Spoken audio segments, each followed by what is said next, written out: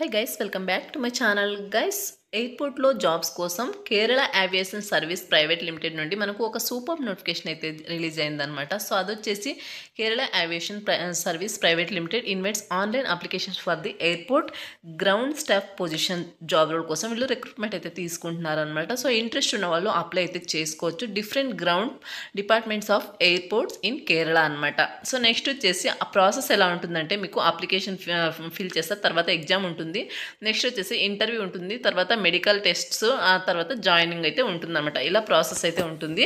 So positions కనుక చూసుకున్నట్లయితే airport ground staff అనమాట. పొజిషన్ వచ్చేసి జాబ్ రోల్ వచ్చేసి ఎలిజిబిలిటీ వచ్చేసి 12th అనమాట.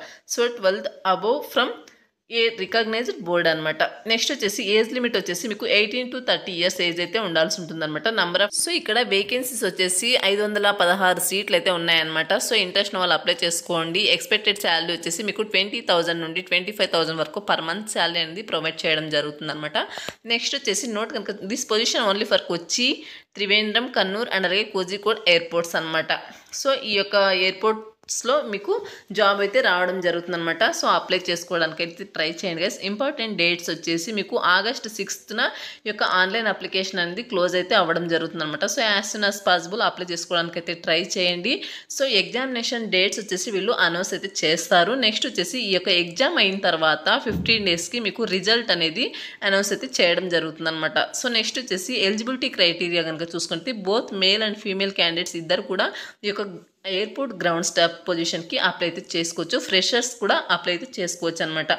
Aviation airline certificate or diploma is not required అనమాట. సో డిప్లొమా ఏం అవసరం లేదండి. నెక్స్ట్ వచ్చేసి 10th ITI స్టూడెంట్స్ కూడా ఈ యొక్క నోటిఫికేషన్కి అప్లై అయితే చేసుకోవచ్చు అనమాట. నెక్స్ట్ వచ్చేసి there is no age relaxation for any category అనమాట. సో ఏజ్ రిలాక్సేషన్ ఏమీ ఉండదండి. రిటర్న్ ఎగ్జామినేషన్ సిలబస్ కనుక చూసుకున్నట్టు మీకు వచ్చేసి జనరల్ అవేర్నెస్, యాప్టిట్యూడ్ అండ్ అలాగే reasoning, English knowledge, aviation knowledge, so ఇలా 25 క్వశ్చన్స్ అయితే ఉంటాయన్నమాట ఈచ్ వన్కి.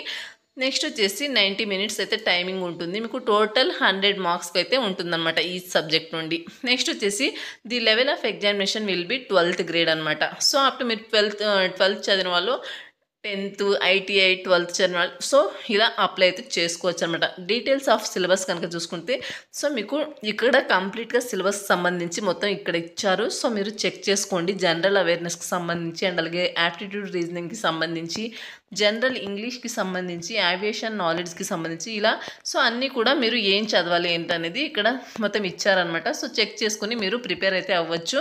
ఎగ్జామినేషన్ డీటెయిల్స్ కనుక చూసుకున్నట్టయితే సో 100 ఆబ్జెక్టివ్ టైప్స్ క్వశ్చన్స్ అయితే ఉంటాయంట. మల్టిపుల్ చాయిస్ క్వశ్చన్స్ సో ఉంటాయన్నమాట. నెక్స్ట్ వచ్చేసి ఇంగ్లీష్ లాంగ్వేజ్ ఓన్లీ అనమాట. ది ఎగ్జామినేషన్ కండక్ట్ మీకు ఎగ్జామినేషన్ మొత్తం కూడా ఇంగ్లీష్ లాంగ్వేజ్లో అయితే ఉండడం జరుగుతుందన్నమాట.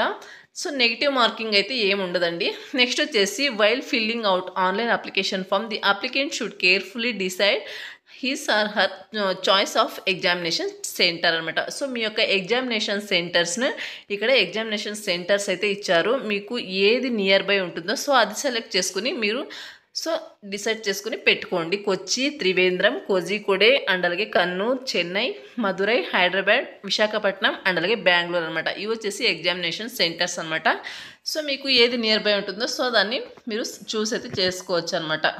నెక్స్ట్ వచ్చేసి హౌ టు అప్లై కనుక చూసుకున్నట్లయితే వీళ్ళు వచ్చేసి అఫీషియల్ వెబ్సైట్ అయితే ప్రొవైడ్ చేస్తారనమాట. మీరు ఈ యొక్క అఫీషియల్ వెబ్సైట్కి అయితే వెళ్ళి ఆన్లైన్ మోడ్లోనే మీరు అప్లికేషన్ అయితే చేసుకోవాల్సి ఉంటుందన్నమాట.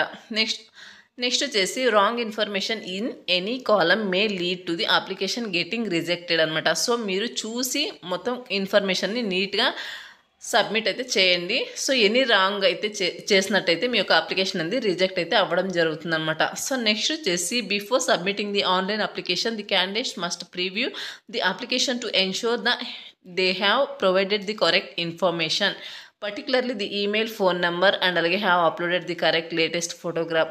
మీరు వచ్చేసి పర్టికులర్గా చెక్ చేసుకోవాల్సింది మీ యొక్క ఈమెయిల్ ఐడి కరెక్ట్గా ఇచ్చారా లేదా, లేదంటే మీ యొక్క ఫోన్ నెంబరు అండ్ అలాగే మీ యొక్క ఫోటో సో ఇవన్నీ కూడా మీరు కరెక్ట్గా సబ్మిట్ చేస్తారా లేదని చెక్ చేసుకోండి. నెక్స్ట్ వచ్చేసి the application portal will be operational until 6th August అనమాట. 6th August. సో ఈ యొక్క టైమింగ్ వరకు మీకు అప్లికేషన్స్ అయితే యాక్సెప్ట్ అయితే చేస్తారనమాట. సో నెక్స్ట్ వచ్చేసి candidates are advised to register well time since application portal witness a huge number of applications during the closing date అనమాట. నెక్స్ట్ వచ్చేసి ది ఎగ్జామినేషన్ ఫీజు వచ్చేసి 360 రూపీస్ ఈజ్ అప్లికేబుల్ అనమాట. So మీకు examination fee వచ్చేసి 360 rupees అయితే మీరు ఇవ్వాల్సి ఉంటుందన్నమాట. The fee once paid will not be refunded under any circumstance అనమాట. అండ్ నెక్స్ట్ వచ్చేసి సెలక్షన్ ప్రాసెస్ ఎలా ఉంటుందంటే మీకు రిటర్న్ టెస్ట్ అయితే ఉండడం జరుగుతుందన్నమాట ఫస్ట్. తర్వాత ఈ రిటర్న్ టెస్ట్లో ఎవరైతే క్వాలిఫై ఉంటారో సో వాళ్ళకు పర్సనల్ రౌండ్ ఆఫ్ ఇంటర్వ్యూ అయితే కండక్ట్ చేస్తారు. తర్వాత సో ఎవరైతే అట్ ద కంపెనీస్ రిజిస్టర్డ్ ఆఫీస్లో మీకు పర్సనల్ ఇంటర్వ్యూ రౌండ్ అయితే ఉంటుంది. సో ఎవరైతే రిటర్న్ టెస్ట్లో క్వాలిఫై ఉంటారో సో అటువంటి వాళ్ళకు మాత్రం the date and timing for the interview will be mentioned in the call letter అనమాట. సో కాల్ లెటర్లో ఎవరైతే క్వాలిఫై ఉంటారో సో అటువంటి వాళ్ళకు కాల్ లెటర్లో ఈ యొక్క ఇంటర్వ్యూ డేట్ అనేది మెన్షన్ చేస్తారనమాట.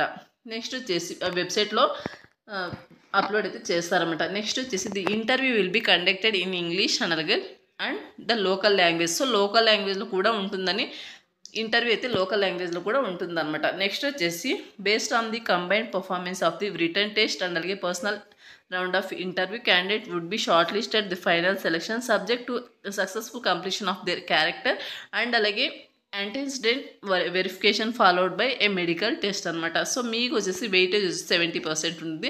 సో మీకు ఇంటర్వ్యూలో 30% వెయిటేజ్ అయితే ఉంటుందన్నమాట నెక్స్ట్ సెలెక్షన్స్కి.